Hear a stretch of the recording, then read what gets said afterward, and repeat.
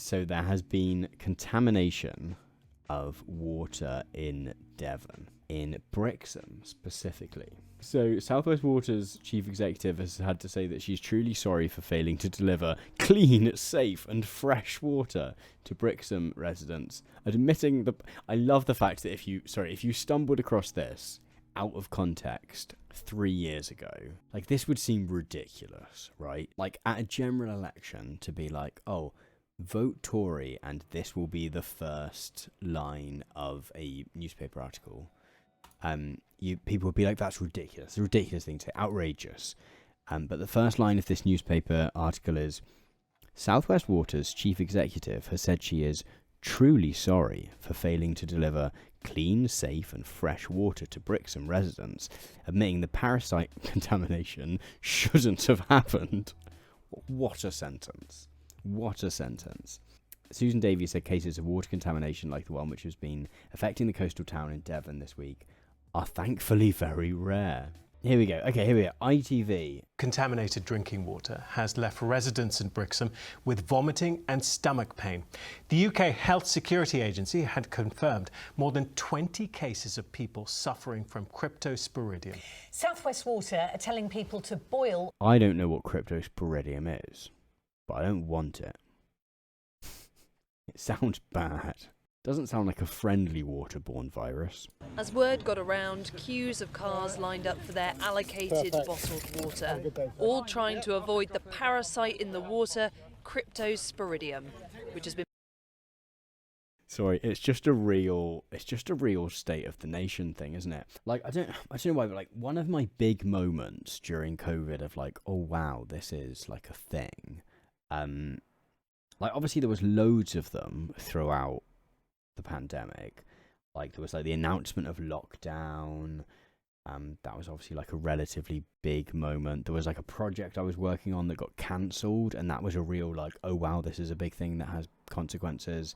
One of them, relatively far into the pandemic, was I hadn't had to test a huge amount. I hadn't had a huge amount of like contact. Just a loser and no one wants to hang out with me, really.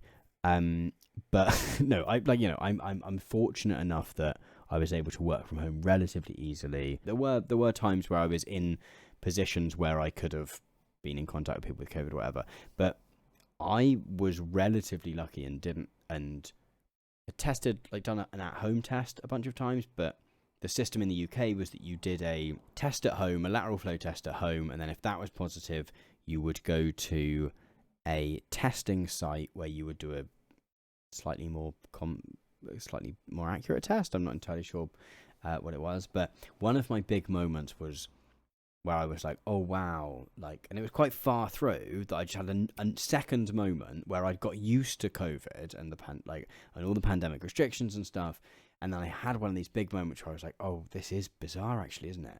Was I'd had a lateral flow test, it had been positive, I'd booked the test, and I had to drive to go and get the test, and it was like driving through the test site with like marquees set up that you had to drive through, and a bunch of like young people that have been employed to work there that were kind of saying like, drive this way, stop, like wind down your window and give me the thing, like, and all of this, like, we're going to throw stuff through your window. And it feels like a real, like, this feels kind of similar, like, but this feels like particularly like state of the nation. You know, people have arrived to get their allocated water so they don't get infected by the cryptosporidium. As word got around, queues of cars lined up for their allocated bottled water, all trying to avoid the parasite in the water, cryptosporidium. The phrase avoiding the cryptosporidium does make it sound like it's like hiding behind the boxes of water. It's like, ooh. People are frustrated with being told yesterday the water was fine to drink. Well, I'm disgusted, really. Why is it every time anywhere in the world there's a problem with the water supply, there's at least a small period where they go, the water is fine to drink? Like, that was the thing in Flint as well. There always seems to be like a moment where they go, no, it's fine. Trust us. For now, residents have been told not to consume tap water without boiling and cooling it first. But bottled water looks like the drink of choice for the foreseeable. Sorry, but can we just appreciate the amazing, like, local news artistry? And I do think local TV news is an art of them being like, hey, yeah, can we just film you drinking some water so that people know what drinking water is? Like, this is like a classic of the genre. And South West Water says the majority of customers who'd been told to boil water before drinking it can now safely use their taps once again.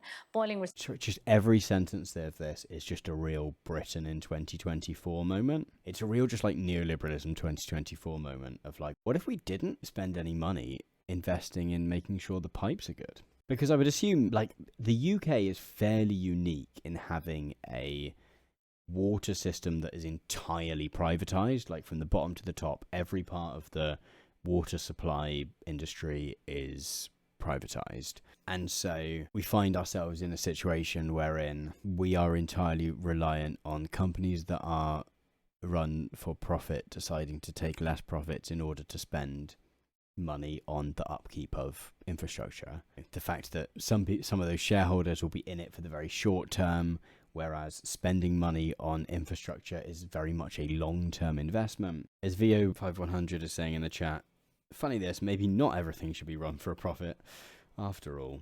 There is a great comparison somewhere of like how much water companies have spent out in dividends and like how much they've spent on infrastructure.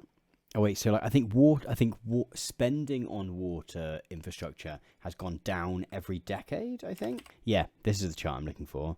So every single decade since the 1990s, water companies in the UK have spent less on infrastructure than they did the decade before, sorry. Yeah, here we go. Like capital expenditure is just like a flat, vaguely declining line. Whereas, and then like the debt of the companies is nevertheless going up. I mean, because like the cost of maintaining aging pipes gets more, like it gets more costly to maintain something that is old over time. If you had replaced it a certain number of years ago, you basically hit a point where it becomes more expensive. I wonder what Southwest Water is like in particular. Southwest Water seemed like had a bit where its capital expenditure was higher. It's worth saying, so some of your water bill in the UK is like based on the amount of coasts that you have. And I'm not sure whether the theory is that the water companies are meant to do some work on keeping beaches clean. I can't quite remember what the exact logic of it is. But because of that, the Southwest has the highest bills in the country because Southwest Water is, I want to say, Devon and Cornwall, although it's owned by the same company that owns Bristol Water, I think. But obviously, because it's a peninsula and it's shaped like this and it's just all coast, water bills are like some of the highest in the country. And yet, you still end up with, what was it called? Cryptosporidium. Okay, I'm going to very quickly Google Cryptosporidium. It feels like any waterborne virus, the results are going to be sort of horrible. It's a microscopic parasite that can cause an unpleasant and sometimes dangerous illness called cryptosporidiosis. This nasty bug lives in the intestines of infected humans and animals and is passed out in their poo. It can then spread and contaminate water sources like lakes, rivers and swimming pools, as well as food like raw milk and vegetables. Oh, so if anyone was infected, were they just basically swallowing poo? The symptoms are deeply unpleasant. Content warning, I guess, for like poo stuff. Severe watery diarrhea, vomiting, stomach cramps, nausea, fever, and loss of appetite. It can last around 2 weeks, with the illness seeming to improve and then returning before you properly recover. Oh, I don't like an illness with a twist. The last thing I want is an illness with a sense of narrative structure. Illness is about to twist into its third act. It's going to come back. An illness that's sort of like a level boss that you beat and then like its health bar refills. That's not great. The only way to know for sure if you have the illness is by getting tested by your doctor. Sorry, I realised what I did then was I did about five jokes on the topic of Cryptosporidium. It's good to have a tight 10 on Cryptosporidium up your sleeve just in case. But it does sound like it's now been lifted. Oh, sorry, I wanted to watch the apology video. Oh, sorry. Can we just quickly watch an advert sort of for the concept of water? Sounds kind of amazing. It's the good stuff that you probably don't think too much about. It's the good stuff that keeps our rivers flowing and nature thriving. It's the good stuff we use for drinking, cleaning, and cooking. What is this? It's the good stuff for healthy and happy bodies and minds. It's just an advert for the concept of water. All of this makes it sound really like it should be maybe not run for profit. Like, if it's this important. Okay, the only comment to this video is 3 years old, has 831 views, and one of them, the only comment is that a cryptosporidium parasite cocktail I see, or an aluminium sulfate chaser? Water, it's really good, but go easy. We should probably do a video at some point about the fact the UK might run out of water. Like, this is like a genuine problem that exists. So, like, in 10 years, there is the chance that the UK will be using more water than it sort of has. I just feel like this advert is maybe the real takeaway from this advert is this should not be privatized. Okay, Southwest Water apology. I do enjoy a corporate apology. I'm Susan Davey, Chief Executive of Southwest Water. And first of all, I want to apologise. You expect a clean, safe and fresh supply of drinking water. It's not a lot to ask for. But for those in the Brixham area this week, we haven't.